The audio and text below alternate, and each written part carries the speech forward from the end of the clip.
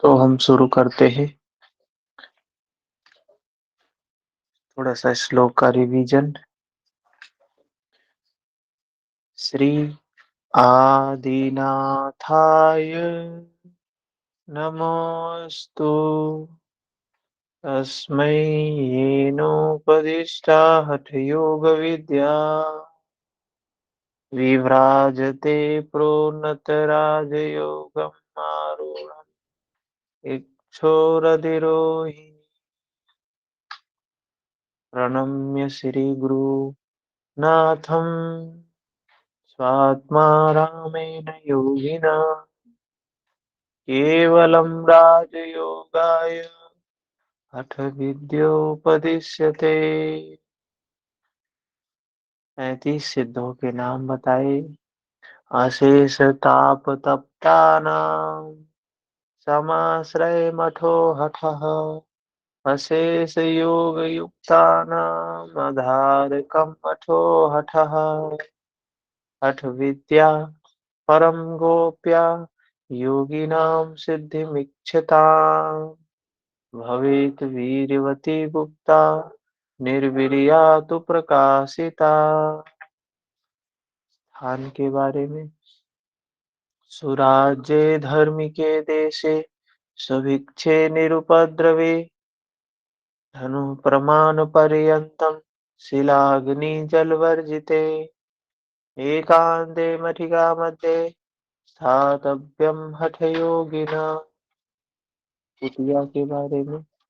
अल्पद्वारं मारंद्रगर्तव्यवरं नात्योच्च नीचायतं सम्यगोमय सान्द्रलिप्तम् अमलं निःशेषजन्तोज्झितं बाह्ये मण्डपवेदिकूपरुचिरं प्रकाशसंवेष्टितं प्रोक्तं योगमठस्य लक्षणमिदं सिद्धैर्हठाभ्यासभिः।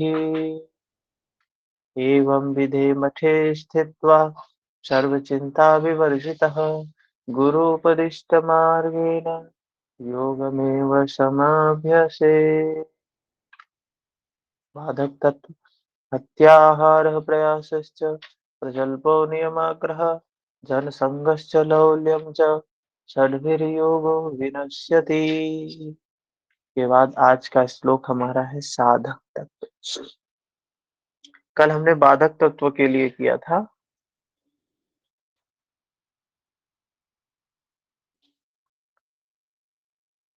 आज साधक तत्व। उत्साहात् साहसात् धैर्यात् तत्त्वज्ञानात् निश्चयात् जनसंघ परित्यागात् षड्भिर्योगः प्रसिद्ध्यति। 6 चीजें हैं जो हमारे लिए योग के लिए साधक है। उत्साह, साहस, धैर्य, यथार्थ ज्ञान, संकल्प, लोक संग का परित्याग। इनको 6 को याद रखना है और इनका श्लोक संख्या 16 है। हठस्य प्रथमांग त्वादासनं पूर्वमुच्यते कुर्यात् दासनं स्थैर्यम् आरोग्यं च लांघवम्। फिर उसके बाद हठ योग के मर्मज्ञ जानकार मुनि वशिष्ठ मत्स्येंद्रनाथ ये सब थे। इनके द्वारा आसनों का वर्णन किया गया, जिसमें आसनों की 15 आसनों का वर्णन भट्ट दीपिका में किया गया। तो अभी हम चलते हैं अपने द्वितीय अध्याय। द्वितीय अध्याय क्या है? द्वितीय अंग। हठ प्रदीपिका को हम सभी जानते हैं चतुरांग बोला जाता है। चतुरांग 4 अंग है इसमें। हठ प्रदीपिका में पहला है आसन, दूसरा है कुंभक। पहले अध्याय में हमें क्या क्या बातें बताई गई? शुरुआत हठ योग की, सिद्धों के नाम, स्थान, कुटिया, ये सब प्रमुख बातें। फिर आगे चल के आसन का बात, फिर पथ्या पथ्या मिताहार, ये सारी चीजें हमें बताई गई। आगे हम चलते हैं प्राणायाम के अध्याय में। क्या क्या देखा हमने? अथासने, आसन में स्थिर होकर हमें प्राणायाम का अभ्यास गुरु के निर्देशन में करना चाहिए।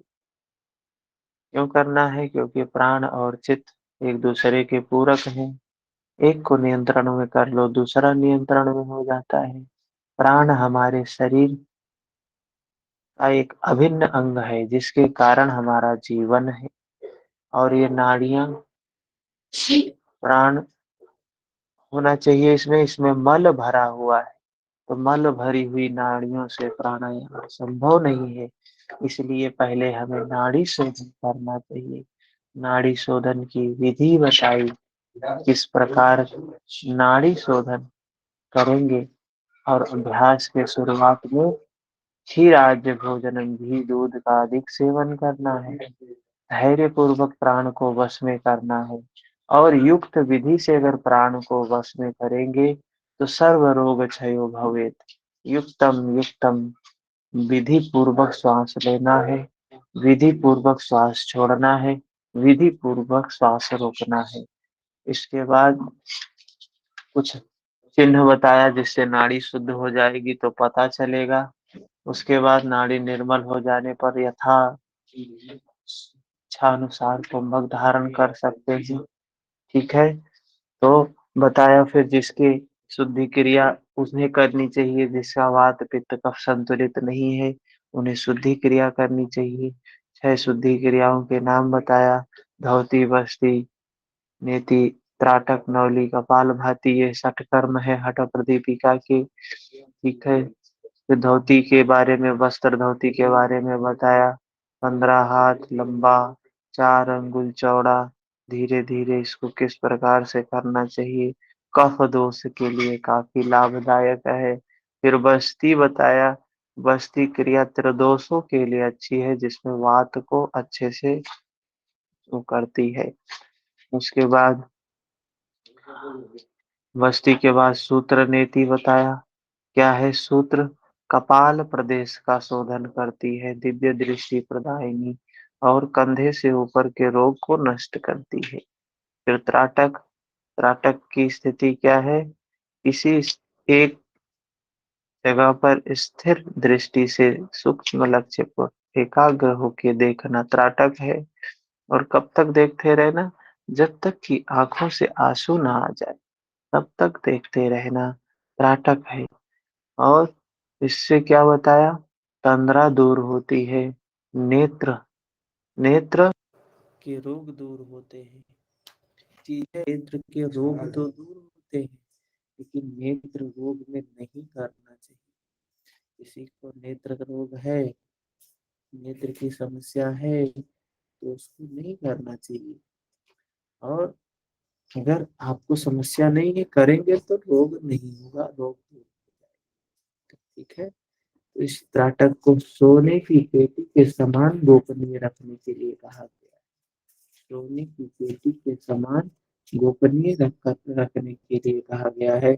इसकी रक्षा करने के लिए नौली बताया, किस प्रकार नौली करना। एक ही प्रकार नौली का बताया गया, जो क्या करती है? सर्वश्रेष्ठ क्रिया है, अगर जठराग्नि को प्रदीप्त करती है।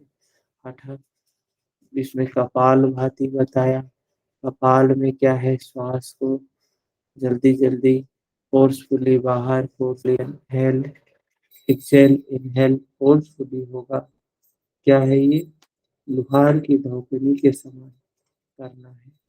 ये कफ रोग को नष्ट करने वाली है। उसके बाद आया मोटापा, कफ संबंधी रोग, मल आदि का विकारों का ये सब शमन करती है। कुछ आचार्यों का मत है कि प्राणायाम से ही ये सब हो जाता है, शुद्धि क्रिया करने की जरूरत ही नहीं है। कुछ आचार्यों का मत ये है कि प्राणायाम से ही सब कुछ हो जाता है, शुद्धि क्रिया करने की ज़रूरत नहीं है। क्यों नहीं है? क्यों नहीं है? क्योंकि प्राणायाम से शोधन क्रिया हो जाती है, इसलिए उसको करने की ज़रूरत नहीं है। ठीक है, आगे चलते हैं। फिर गजकरणी एक बताया। गजकरणी, ये जैसे पानी हाथी अपने सूंड से लेकर अपने ऊपर डालती है, उस तरीके से हम पानी को पीते हैं, लेकिन वो पानी फ़ोर्स के साथ में बाहर निकलता है, प्रेशर के साथ में बाहर निकलता है। सारे लोग नहीं कर पाते हैं, और सारे लोगों के द्वारा संभव भी नहीं है कि सारे लोग कर सकें। यह फ़ोर्स के साथ पानी बाहर आता है। तो बताया, ब्रह्मा, विष्णु, महेश सारे लोग, सारे देवता लगे हुए हैं उस नित्य को ध्यान में, नित्य के ध्यान में, प्राणायाम में, प्राण के विस्तार में। क्यों? क्योंकि सबको मृत्यु का भय है। देवी देवता सभी की आयु होती है। सारे लोग मृत्यु के मृत्यु के अधीन हैं, मृत्यु के वश में हैं, तो लगे हुए हैं ध्यान करने में। ठीक है ना? आवाज ठीक है?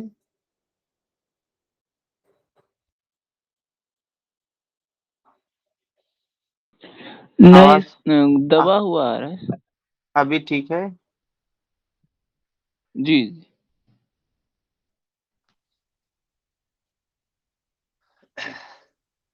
उसके बाद क्या बताया?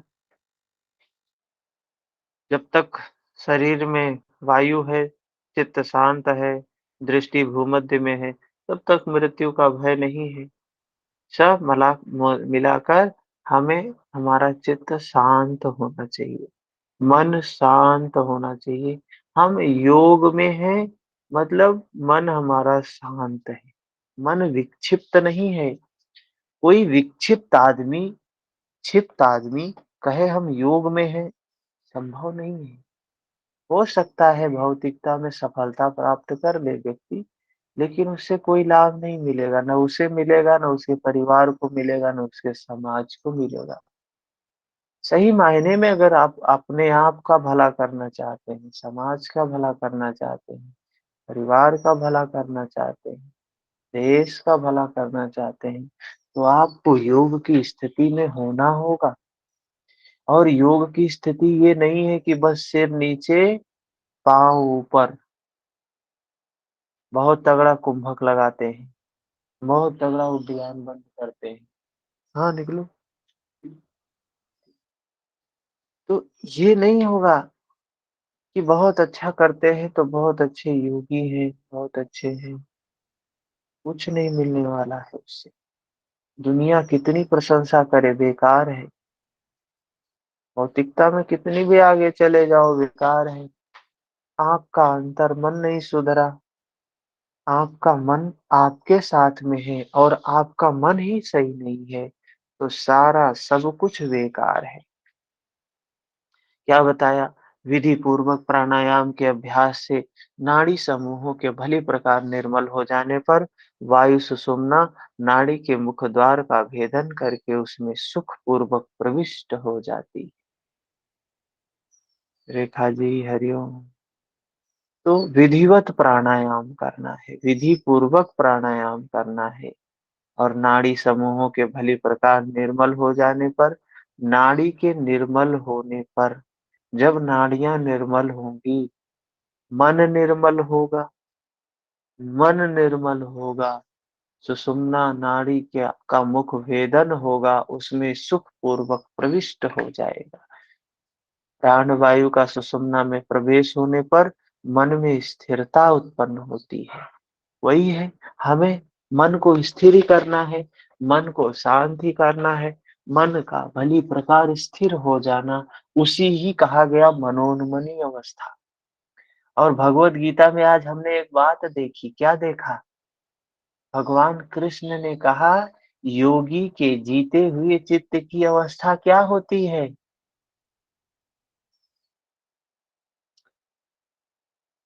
प्रका वायु रहित रखे हुए स्थान पर दीपक के समान होती है। जैसे वायु रहित स्थान है, वहां कोई दीपक जल रहा है, उसकी लौ बिल्कुल सीधी जाएगी, कोई हलचल नहीं होगी। भगवान कृष्ण ने कहा योगी के जीते हुए चित्त की अवस्था है। और यहाँ स्वात्मा राम जी कह रहे हैं, जो शांत हो गया, जो स्थिर हो गया है, वो क्या है? मनोन्मनी अवस्था है, वही समाधि है, वही उन्मनी अवस्था है, वही राजयोग की अवस्था है। जाका कछु न चाहिए, सोई शाहंशाह। जिसको कुछ नहीं चाहिए, मन मरा माया मरी, क्या ऐसे कहा है कबीर ने? जिसको कुछ चाहिए नहीं, जिसकी सारी तृष्णा समाप्त है, सारे कामनाएं समाप्त हो गई हैं, सिर्फ क्या है? शून्य है, शांति है। उस गहरी शांति में जो जीवन का आनंद ले रहा है, उसको बाहर कुछ नहीं चाहिए। बाहर की कोई भी चीज उसको शांति नहीं दे सकती है। विधियों के जानकार उन्मनी अवस्था की प्राप्ति के लिए विविध प्रकार के कुंभकों का अभ्यास करते हैं। तो भगवान ने तो बताया कि ये गुण होने चाहिए, और जो मुझे जान लेगा वो उस अवस्था को प्राप्त कर लेगा।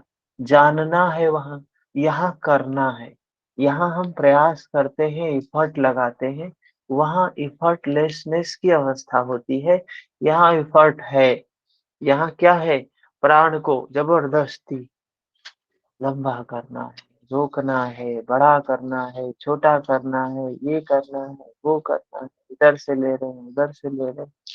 क्या है? हम अपने अनुसार कर रहे हैं। इस प्रकार ये इन्होंने कुंभक बताया। सूर्य भेदन उज्जाई शीतकारी शीतली, भस्त्रिका भ्रामरी मूर्छा प्लावनी। ये 8 कुंभक है। इनको हमें याद करना है, इन्हें हमें टेक्निक समझ के रखना है, कैसे करना है। ठीक है। फिर कुछ बातें बताई है प्राणायाम में। पूरक, कुंभक, रेचक, ये 3 चीजें तो वैसे भी होती हैं। हम सामान्य श्वसन कर रहे हैं, इसमें भी 3 चीजें हैं। हम सामान्य श्वसन कर रहे हैं, इसमें भी 3 चीजें हैं। क्या क्या है? पूरक है, कुंभक है, रेचक है। पूरक, कुंभक, रेचक। पूरक, कुंभक, रेचक। श्वास आ रही, रुक रही, आ रही, रुक रही, आ रही, रुक रही, जा रही। तो ये तो हो ही रहा है। लेकिन यहाँ क्या करना है? ये 3 चीजें करनी है। पूरक, कुंभक, रेचक। श्वास लिए रोकना है, छोड़ना है। और रोकने के दौरान भी 3 चीजें होंगी। क्या क्या होगा? मूल बंध, उद्यान बंध, जालंधर बंध। क्या बताया? पूरक अंते, पूरक के अंत में जालंधर बंध लगाना है। और जालंधर बंध लग गया, उसी के साथ में नीचे मूल बंध भी लग जाना है। मूल का मूल मतलब होता है मूलाधार। ये मूल का मतलब है गुदा द्वार। मूल क्या है? मूल तो है गुदा और जनन अंग के मध्य का भाग। वहां पे लॉक लगाना होता है, जिससे वायु नीचे से ना निकल जाए। वायु नीचे है, वायु पेट में है, फेफड़े में है, अंदर में है शरीर के, तो वो तो भागेगी जब उड्डयन लगाओगे।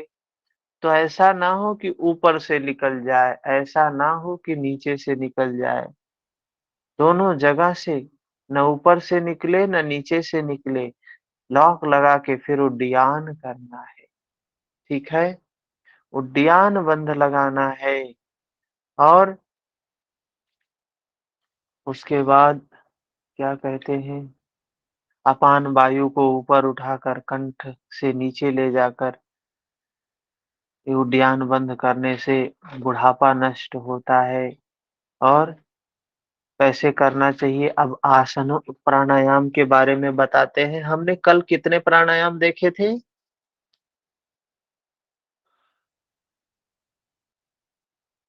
दो प्राणायाम हमने देखा था, सूर्य भेदन, उज्जाई। तो हमने एक चीज देखी कि श्वास लेना और छोड़ना, ये तो लेना, छोड़ना और रोकना, ये तीन काम तो करना ही करना है। लेने, छोड़ने और रोकने के दौरान, और रोकने में भी तीन काम, मूल बंध, उद्यान बंध, जालंधर बंध, तो करना ही करना है। हमने अंतर क्या बताया था कि श्वास लेना और छोड़ना, यही तरह तरह से अंतर होगा, यही प्राणायाम में अंतर हो जाएगा। सूर्य भेदन में लेना कैसे है, दाहिनी नासिका से, छोड़ना कैसे है, बाई नासिका से, हो गया सूर्य भेदन। उज्जाई, उज्जाई में लेना कैसे है, लेना है गले को कॉन्ट्रैक्ट करके, गले को कॉन्ट्रैक्ट करके, और दोनों नाक से लेना। छोड़ना कैसे है, कैसे छोड़ना है, बाई नासिका से छोड़ना है। लेना तो दोनों से है, छोड़ना बाई नासिका से है। इसे बताया क्या है, ये उज्जाई प्राणायाम है। उठते बैठते चलते फिरते, लेट के भी कर सकते, कैसे भी किया जा सकता है। ठीक है ना। उज्जाई प्राणायाम, इसका लाभ बताया क्या होता है, कफजन्य दोष, जठराग्नि प्रदीप्त होती है। जलोदर, धातु संबंधी दोष, धातु क्या है, ये जो सप्त धातुएं हैं, रस रक्त मांस मेद अस्थि मज्जा शुक्र, हैं, इनका अभ्यास उठते बैठते सदा किया जा सकता है। दो प्राणायाम में किसी को कंफ्यूजन तो नहीं है किसी प्रकार का। इन दो प्राणायाम में किसी को किसी प्रकार का, सूर्य भेदन के लाभ चार बताए हैं।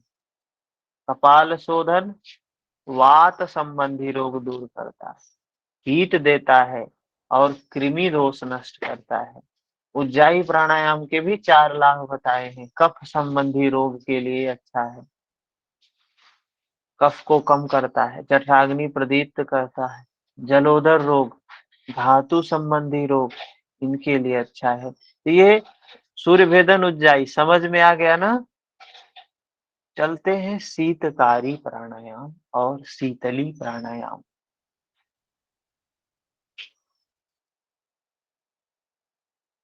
यहाँ शीतकारी और शीतली दोनों बताया गया है। हठदीपिका में दोनों, गैरण्य में दोनों नहीं, एक ही है। वहां भी जबकि 8 कुंभक ही हैं। तो शीतकारी देखते हैं क्या कहा है शीतकारी के बारे में। शीता, शीत कामम, शीत काम कुर्यात् तत्थ वक्त्रे घ्राणे नैव विजृंभिकाम् एवम् अभ्यासयोगेन कामदेवो द्वितीयकः। मुख से शीतकार, मुख से करना है इसको। कैसे करना है, मुख से शीतकार करते हुए पूरक करना चाहिए। शीतकार करते हुए, सी की आवाज निकालते हुए, मुख से जीभ को दांत से सटाकर, होंठ को थोड़ा सा फैलाकर श्वास लेना है। रेचक केवल नासिका से ही करना है।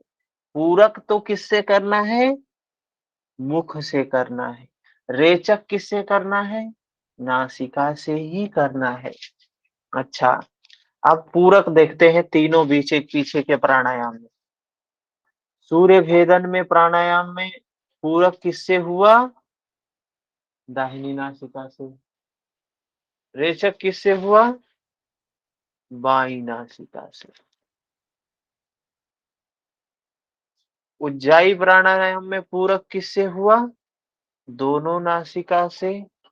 रेचक किससे हुआ, बाई नासिका से। शीतकारी प्राणायाम में पूरक किससे हुआ? मुख से पूरक हुआ है। रेचक किससे करना है? रेचक किससे करना है? नासिका से करना है, नाक से करना है। दोनों नाक से श्वास बाहर निकलता है, ठीक है, दोनों नाक से। तो सूर्य भेदन में बाई नासिका से रेचक, सूर्य भेदन में उज्जाई में भी बाई नासिका से रेचक, और शीतकारी में दोनों नासिका से रेचक करते हैं, ठीक है, समझ में आया? अब इसके कुछ लाभ बताए। वह योगिनी समूहों द्वारा प्रशंसित होता है। कह रहे हैं जो ये प्राणायाम करेगा उसे क्या होगा? योगिनी समूहों द्वारा, फीमेल योगीज के द्वारा, क्या होगा? प्रशंसित होगा, मतलब बहुत सुंदर हो जाएगा। कोई किसी की प्रशंसा क्यों करता है? कोई सुंदर होता है, कोई अच्छा होता है, शुचि होता है तो प्रशंसा करता है। तो कह रहे हैं किसके द्वारा प्रशंसित होगा? योगिनी समूहों द्वारा। सुंदर कौन होता है? सुंदर तो फीमेल होती है। किसी की प्रशंसा, अगर सौंदर्य का प्रशंसा होता है तो फीमेल का होता है, कितनी सुंदर है, कितनी अच्छी है। लेकिन कह रहे हैं वो जो सुंदर हैं वो प्रशंसा करेंगी उस योगी की, जो ये शीतकारी प्राणायाम करेगा।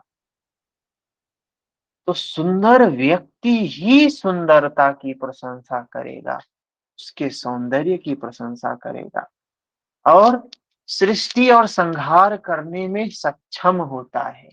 सृष्टि और संहार करने में की योग्यता आ जाती है। कभी भूख प्यास सुस्ती का अनुभव नहीं होता है, निद्रा का अनुभव नहीं होता है।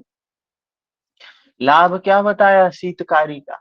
कभी भूख नहीं लगेगी, कभी प्यास नहीं लगेगी, कभी निद्रा नहीं लगेगा, कभी आलस्य नहीं लगेगा, ठीक है। ये है शीतकारी प्राणायाम के लाभ बताए। आगे और लाभ भी बताया है।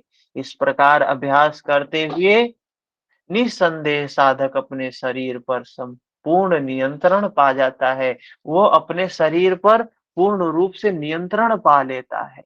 वह सभी प्रकार के उपद्रवों से बचा रहता है। इस भूमि मंडल पर वह एक विख्यात योगी हो जाता है। वो इस भूमि मंडल पर वो एक विख्यात योगी हो जाता है, फेमस योगी हो जाता है। इस धरा पर पूजा जाता है, इस धरा पर प्रशंसित होता है, इस धरा पर विख्यात होता है। और क्या बताया इसके बारे में? सभी उपद्रवों से बच जाता, कोई विघ्न उसे प्रभावित नहीं कर पाते, ठीक है, समझ में आया? और कोई बात? चले आगे। अब शीतली प्राणायाम देखते हैं। शीतली प्राणायाम। जिह्वया वायुमाकृष्य पूर्ववत् कुम्भसाधनं शनकैर्घाणरन्ध्राभ्यां रेचयेत पवनं सुधिः। जीभ, यहाँ बताया जीभ को परनाले के समान, परनाले की तरह विशेष स्थिति में लाकर, जीभ को कैसे? परनाले के समान। परनाला, कल इसमें फोटो लगा देंगे दोनों का। परनाले के समान करके और विशेष तरह की स्थिति में लाकर उसके द्वारा वायु अंदर खींच के पहले के तरह कुंभक का अभ्यास करना चाहिए। पश्चात बुद्धिमान साधक को धीरे धीरे नासिका छिद्रों से रेचन करना चाहिए। इसमें भी श्वास मुख से लेना है, रेचन नासिका से ही करना है। बस थोड़ा सा अंतर हो जाएगा। श्वास जिह्वा का अंतर हो जाएगा।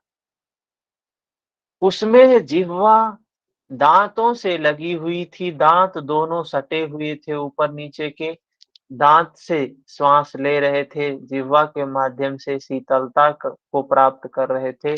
लेकिन इसमें हमें दाँत खोल के काऊए की चोंच के समान मुख को बनाकर, जिह्वा को परनाले के समान बाहर निकाल कर उससे वायुपान करना होता है। श्वास को कैसे निकालना है?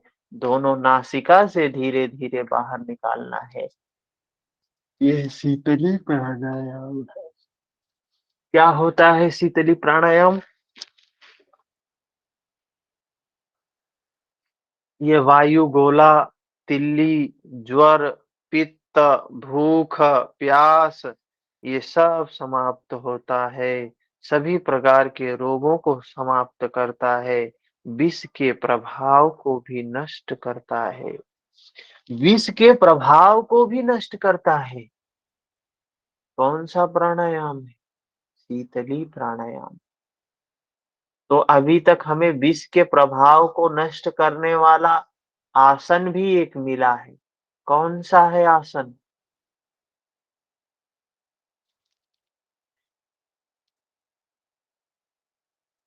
कौन-सा आसन है? मयूरासन। मयूरासन, बिल्कुल। और प्राणायाम में मिला शीतली प्राणायाम। शीतली प्राणायाम विष के प्रभाव को भी नष्ट कर सकता है, ये क्षमता है। तो देखिए शीतकारी और शीतली ये हमको शीतलता प्रदान करते हैं। तो किसे नहीं करना है इसको? किसे नहीं करना होगा? जो पहले से शीतल है उसको शीतलता की ज़रूरत क्या है? उसे नहीं करना है। मतलब जिसकी प्रकृति कफ की है उसे नहीं करना है। ठंडी का समय है, पहले से ही शीतल वातावरण ही शीतल है तो करने की ज़रूरत है? कोई ज़रूरत नहीं है। जिसको ठंडी लगती हो, जिसका कफ संबंधी समस्या हो, ठंडी का समय हो, कमज़ोरी हो, ऐसे में नहीं करना है। ठीक है? उसके बाद चलते हैं सूर्य भेदन, उज्जाई, शीतकारी, शीतली। ये 4 देख लिया? किसी को सस्पेंस, कन्फ्यूजन कुछ भी नहीं है। आगे चलते हैं। भस्त्रिका प्राणायाम। भस्त्रिका प्राणायाम है ये। नाम ही है भस्त्रिका, भस्त्राका, उरुवोपरि संस्थाप्य शुभे पादतले उभे पद्मासनं भवेतत् सर्वपापप्रणाशनम्। दोनों एड़ी को दोनों जंघाओं पर अच्छी तरह स्थापित करना चाहिए। दोनों एड़ी को दोनों जंघाओं पर अच्छी तरह स्थापित करना चाहिए। यह सभी प्रकार के पापों को नष्ट करने वाला पद्मासन होता है। ये क्या करने वाला है? सभी प्रकार के पापों को नष्ट करने वाला पद्मासन है। कौन-सा आसन है? पद्मासन है। पद्मासन में बैठना है। पद्मासन सभी पापों को नष्ट करने वाला है। पद्मासन में बैठकर भस्त्रिका प्राणायाम करना है। कमर गर्दन सीधा रखना है, मुख को बंद करना है।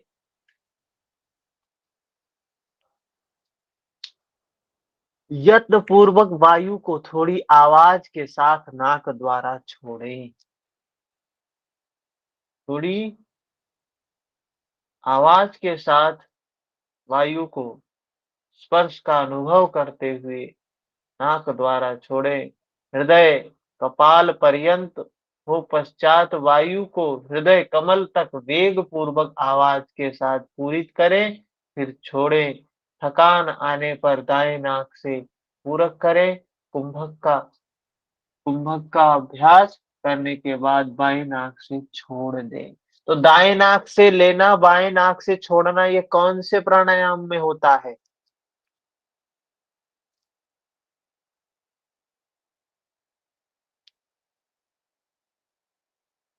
दाएं नाक से पूरक, बाएं नाक से रेचक, कौन से प्राणायाम में होता है?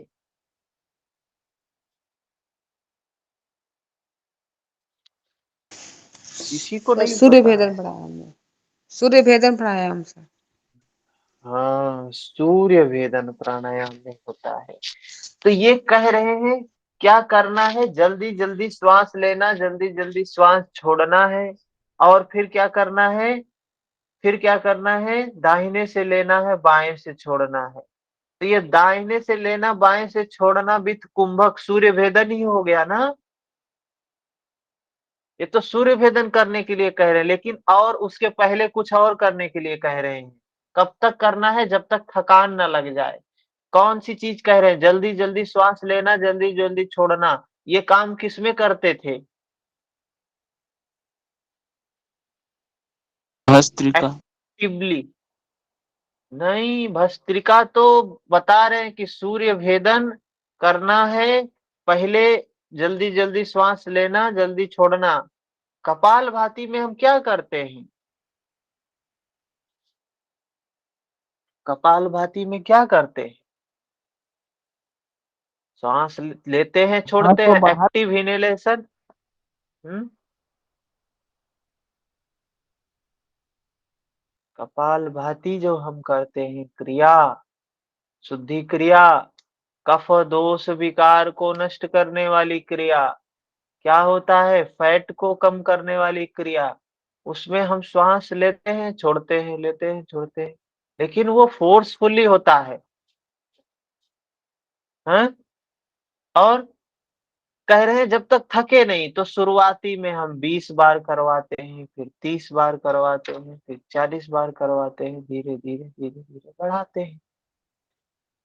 तो ये श्वास पहले हमको एक्टिव एक्टिव फेज में कपालभाति करना है, उसके जस्ट बाद सारी श्वास को बाहर निकालना है, सूर्य भेदन करना है। ये भस्त्रिका, कपालभाति और सूर्य भेदन मिलके भस्त्रिका बन जाता है। ठीक है?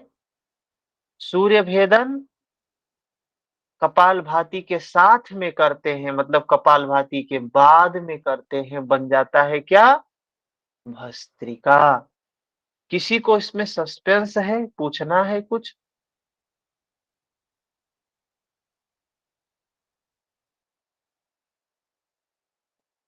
हाँ, किसी को कुछ पूछना है? समझ में आया? सभी को समझ में आ गया भस्त्रिका प्राणायाम?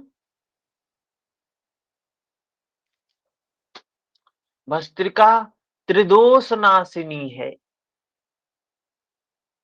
ये तीनों दोषों को नाश करने का काम करती है। इस प्रकार साधक को बार बार पूरक रेचक करना चाहिए, जिस प्रकार लोहार की धौकनी को तेजी से चलाता है।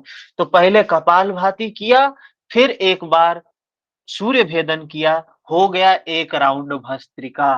मान लो किसी ने कहा कि 5 राउंड भस्त्रिका करो, तो एक बार कपालभाति, भस्त्रिका, एक राउंड, फिर कपालभाति, भस सूर्य भेदन 2 राउंड, फिर कपालभाति, सूर्य भेदन 3 राउंड, फिर कपालभाति, सूर्य भेदन 4 राउंड, फिर कपालभाति, सूर्य भेदन 5 राउंड।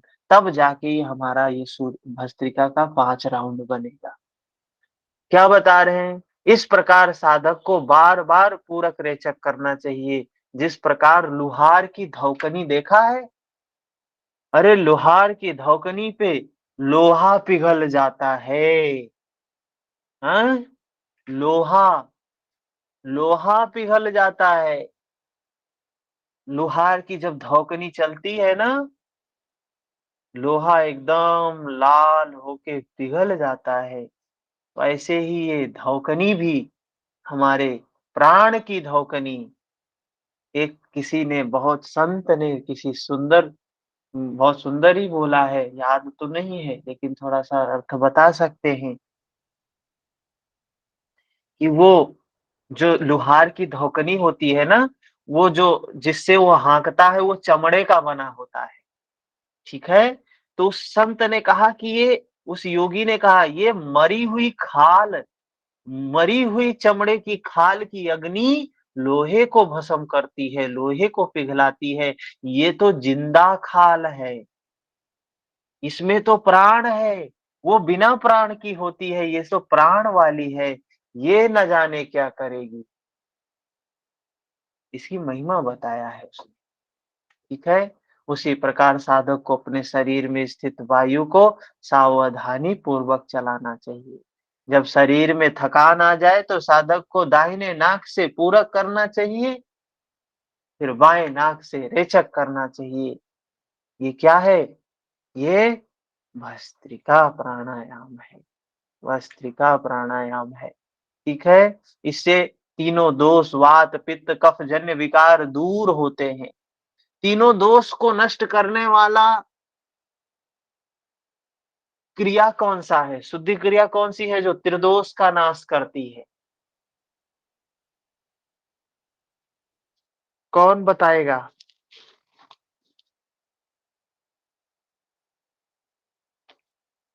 त्रिदोष को नाश करने वाली क्रिया।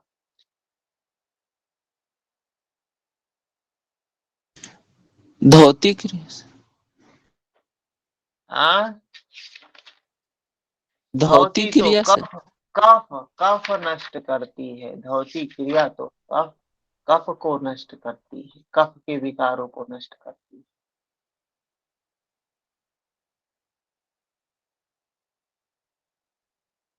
बस्ती क्रिया, बस्ती है वात पित्त कफ नाशक, तीनों चीजों को नष्ट करने वाली। और कपालभाति भी कफ विकार नष्ट करती है, कपालभाति भी कफ विकार नष्ट करती है। तो कफ को नष्ट करने वाली है धौती और कपालभाति। प्राणायाम में कौन सा है प्राणायाम? सूर्य भेदन प्राणायाम।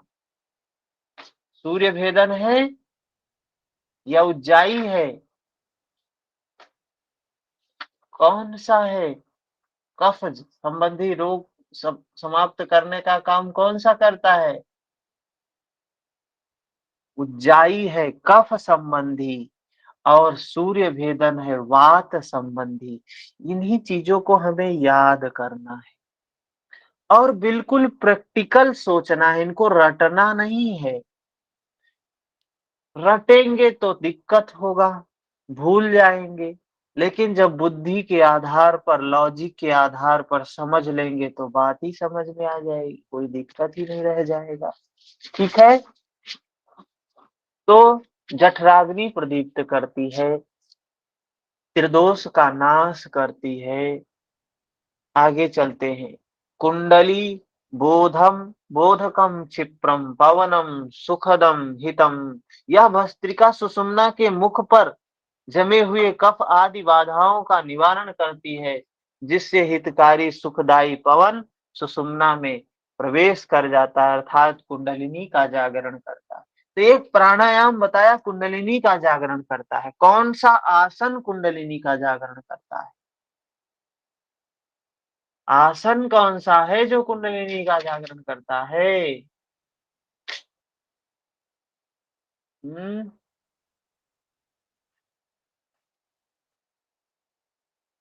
आसन है कोई जो कुंडलिनी का जागरण करता है?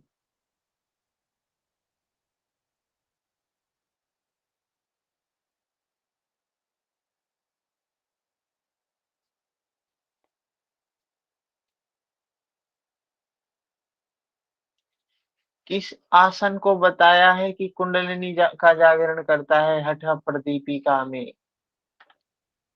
मत्स्येंद्र इस आसन।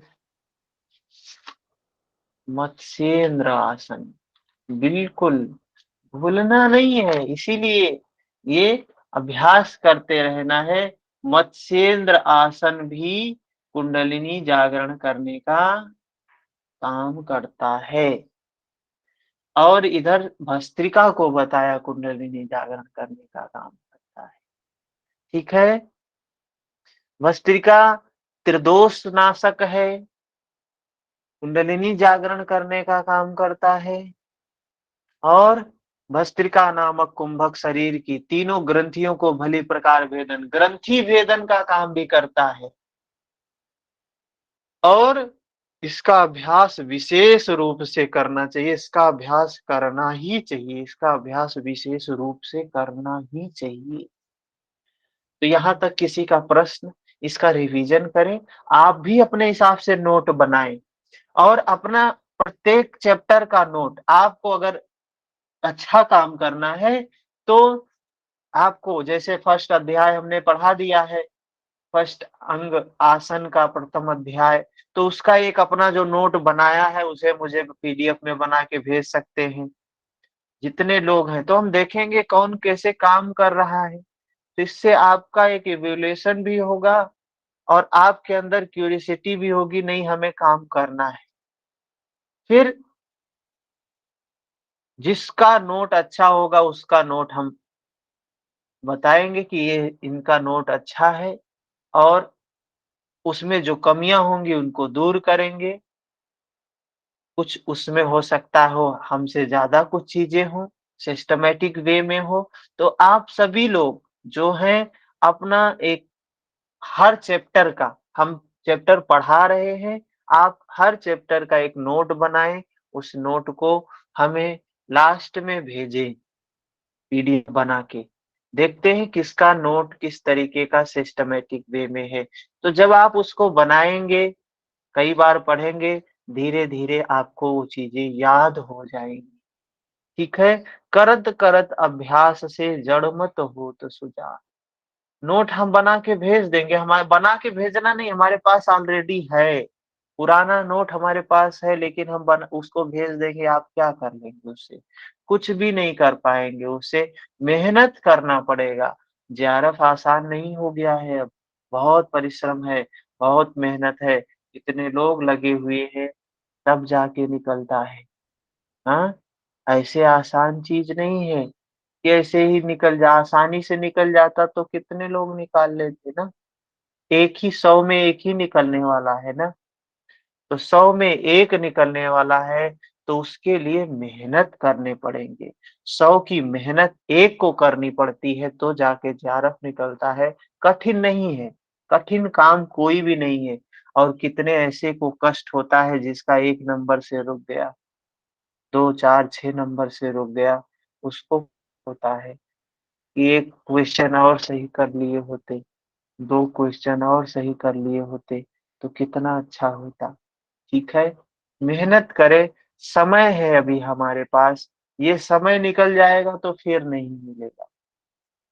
ये समय निकलने के बाद फिर समय नहीं मिलेगा।